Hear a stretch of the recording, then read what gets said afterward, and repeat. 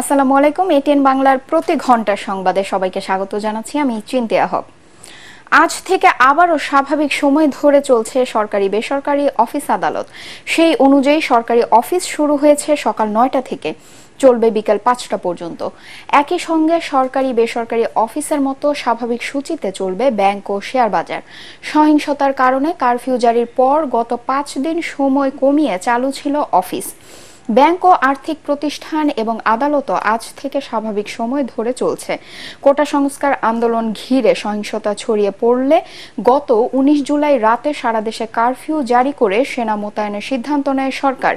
পরে ২১ থেকে ২৩ জুলাই পর্যন্ত সাধারণ ছুটি ঘোষণা করা হয়।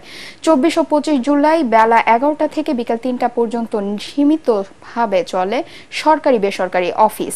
পরিস্থিতি আরও স্বাভাবিক হলে গত রবি, সোম ও মঙ্গলবার অফিস চলে সকাল ৯টা থেকে বিকেল ৩টা পর্যন্ত। আগামীকাল থেকে স্বল্প দূরত্বে ট্রেন চালানোর সিদ্ধান্ত নিয়েছে বাংলাদেশ রেলওয়ে। কোটা আন্দোলনের সহিংসতার মুখে জননিরাপত্তার কারণ দেখিয়ে গত ১৮ জুলাই থেকে ধাপে ধাপে ট্রেন চলাচল বন্ধ করে দেয় কর্তৃপক্ষ। পরিস্থিতি স্বাভাবিক হতে শুরু করায় কারফিউ শিথিলকালীন স্বল্প দূরত্বের ট্রেনগুলো চালানোর সিদ্ধান্ত হয়েছে বলে জানান রেলওয়ে কর্তৃপক্ষ। তবে এখনই দূরের যাত্রার ট্রেনগুলো চলাচল করবে না। এ নিয়ে রাজধানী কমলাপুর রেলওয়ে স্টেশন ধোয়া মোছা ও পরিষ্কার পরিচ্ছন্নতার কাজ করছেন পরিচ্ছন্নতা কর্মীরা।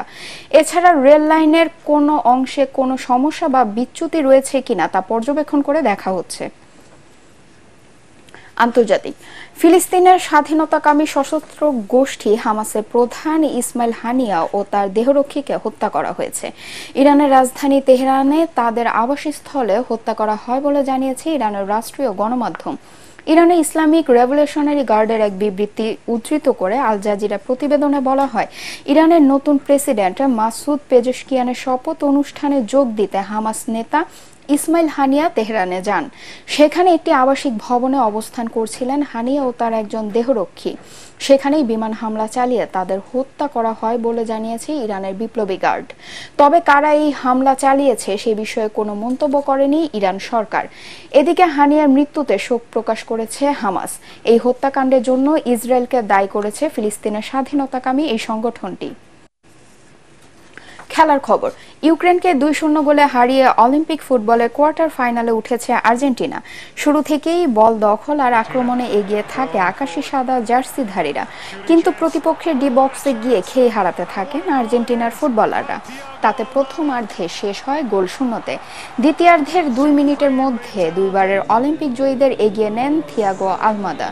এরপর ব্যবধান বাড়ানোর চেষ্টা করে মাচেরানোর শিষ্যরা। ইনজুরি সময়ে এচিভারির গোলে জয় নিশ্চিত হয় আর্জেন্টিনার। তাতে গ্রুপ রানার্স আপ হয়ে শেষ ৮ নিশ্চিত করেছে দলটি। পরবর্তী সংবাদ দেখার আমন্ত্রণ জানিয়ে এখনকার মতো শেষ করছি। এটিএন বাংলা সংবাদ ইউটিউবে দেখতে ব্রাউজ করুন youtube/ATN Bangla News। ধন্যবাদ সবাইকে।